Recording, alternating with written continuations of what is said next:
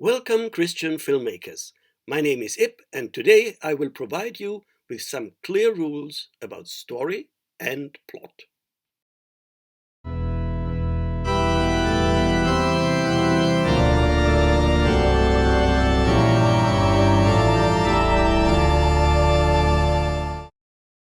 Every artifact creates a narrative.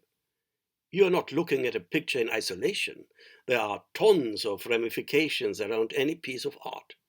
There's not only the artwork's backstory, like we mentioned in the introductory video, there's the connection to art history, art reception, and of course, the question of what your friends think about this piece. Yet, narrative does not equal neither story nor plot. I can tell you something mundane like, yesterday I had chicken soup. That's not a story yet. Add something like, it was poisoned, and we're getting somewhere. How about this logline? A farm boy leads a boring life on a desert planet. This wouldn't make a story at all. So let's add, until he gets involved in an intergalactic war. Of course, you didn't need me to tell you that a story needs conflict. That's what draws us into the narrative and makes us care. But conflict is not a mere ingredient in your story. It is a prerequisite. It's one of the three basic considerations for a movie. Those considerations are: what's the conflict? What's the dichotomy? And finally, what's the theme? Now, the word conflict suggests that the narrative describes several goals that rule each other out and make characters stumble over each other's feet. The question here is, how can those conflicting interests be consolidated? As the protagonists try to figure it out, they deal with what we call a problem. We, the audience, are drawn into the narrative because we care to anticipate a solution to the puzzle. The word dichotomy refers to the two opposing parties, or, as I rather suggest, opposing worlds, which will make it easier for you to picture the conflict in your mind's eye. And by theme, I simply mean, what's the thing you want to show us in the first place? What's the invisible notion you want to make visible? Let me give you a handy tool to help you remember the three basic considerations for writing stories. Et voilà, Ip's Troika, the writer's survival knife. The little magnifying glass reminds us that from the start there is something we set out to show to an audience. Sentences like, this is about unconditional love, or this is about corruption, come to mind. It's crucial, for such sentences will be your guiding North Star while maneuvering through your story material.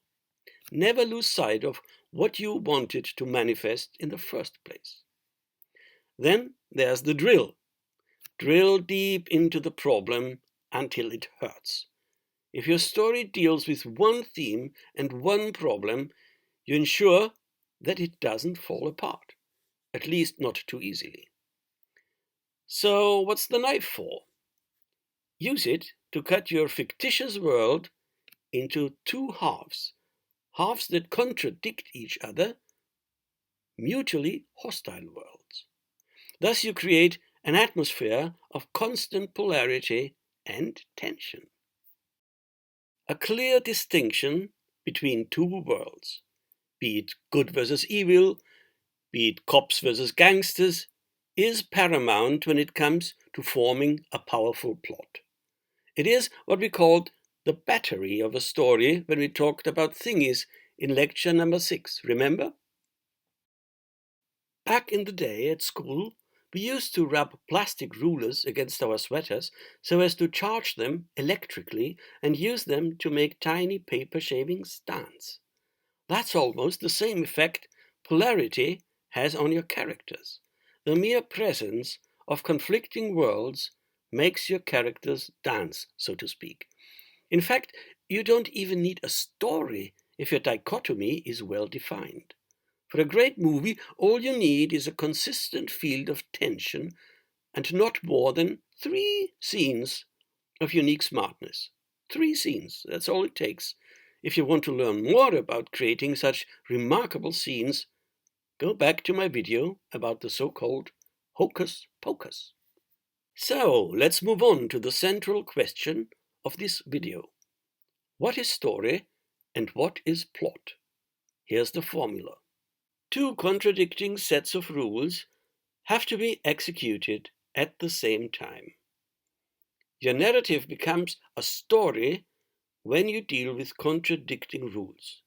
Say, for instance, passion versus duty. A classical hero like Romeo has to obey the rules of a family feud the same as nature obliges him to follow the rules of love. Is there a way out? This leads us to the next question. What is plot? Well, here's my answer to that question. Plot consists of the characters conceiving and execution of plans to overcome the contradiction. So, in Romeo's case, we follow the very risky plan conceived by Friar Lawrence to feign Julia's death by administering a certain kind of potion. Therefore, all in all, plot is plan. A plan to get rid of a monster, to outsmart death, to get a life, to cast a bell, to survive a war, to win a heart, and our question is always, will it succeed or not? All this happens in the face of a big contradiction, and the best way to visualize it is to have 2 distinct worlds collide.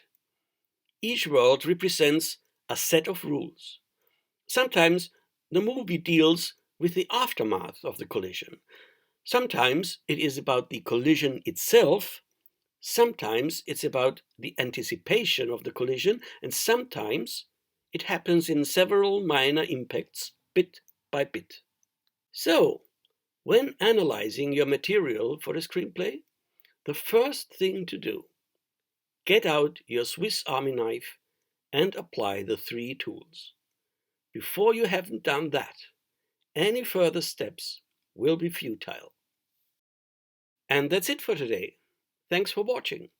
If you find my approach helpful, please consider liking and sharing. See you around next week, and God bless.